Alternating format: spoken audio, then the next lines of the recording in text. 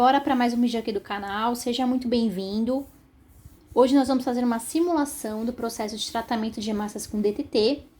Nós temos os nossos tubos identificados, triagem 1, 2, hemácia do meu paciente e hemácia da minha bolsa, que eu preciso compatibilizar para ele, tá? Lembrando que nós vamos hoje lutar com as armas que a gente tem. Então, nós vamos simular que nós temos um DTT, simular que nós temos alguns reagentes, mas vai dar para entender a técnica, porque a gente vai conversar aqui o mais detalhado possível.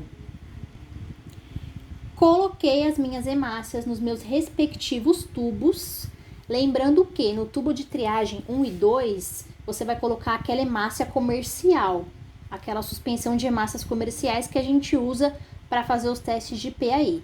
E aí, quanto que você vai colocar?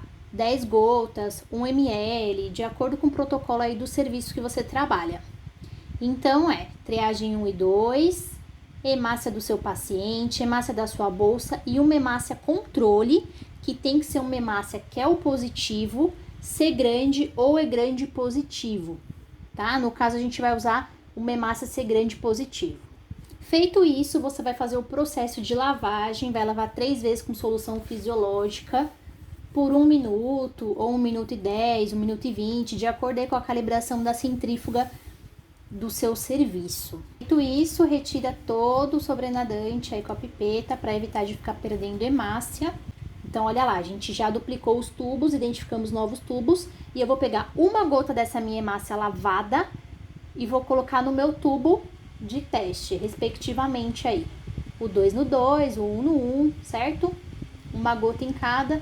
A mesma coisa você vai fazer no alto, que é a hemácia do paciente, na prova cruzada, que é a hemácia da bolsa.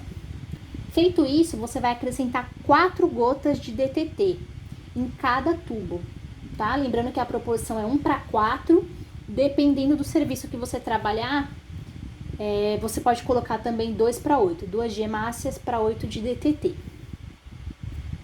Você também vai fazer isso com a hemácia controle.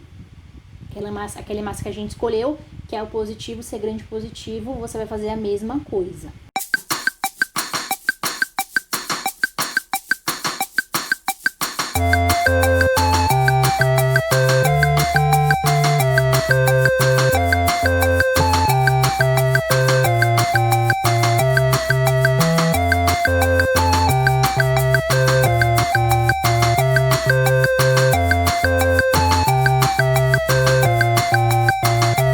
Feito isso, você vai incubar.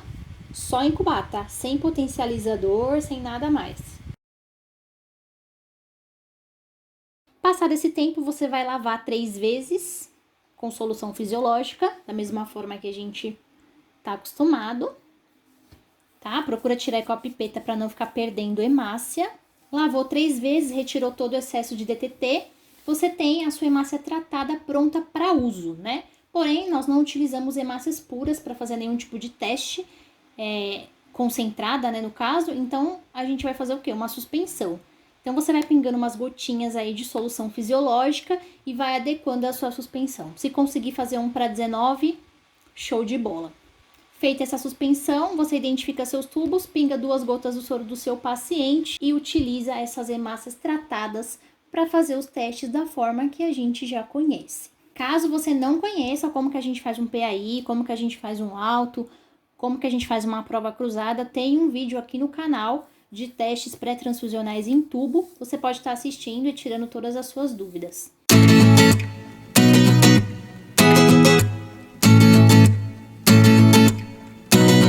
Falando um pouco agora sobre o controle pré e pós-DTT, é bem simples. Então, com aquela hemácia que a gente escolheu, que é o positivo e C grande positivo, eu vou identificar os meus respectivos tubos, vou acrescentar os antissoros em cada tubo respectivamente, e com a suspensão da minha hemácia que eu escolhi e já lavei, vou fazer a suspensão e vou acrescentar 1 gota em cada tubo dessa hemácia. E aí você vai seguir o processo de acordo aí com a bula do seu reagente, com o que o fabricante te diz. No nosso caso, o nosso resultado de pré-DTT, ele tem que ser QEL positivo e C grande positivo, porque as nossas bolsas têm esse fenótipo.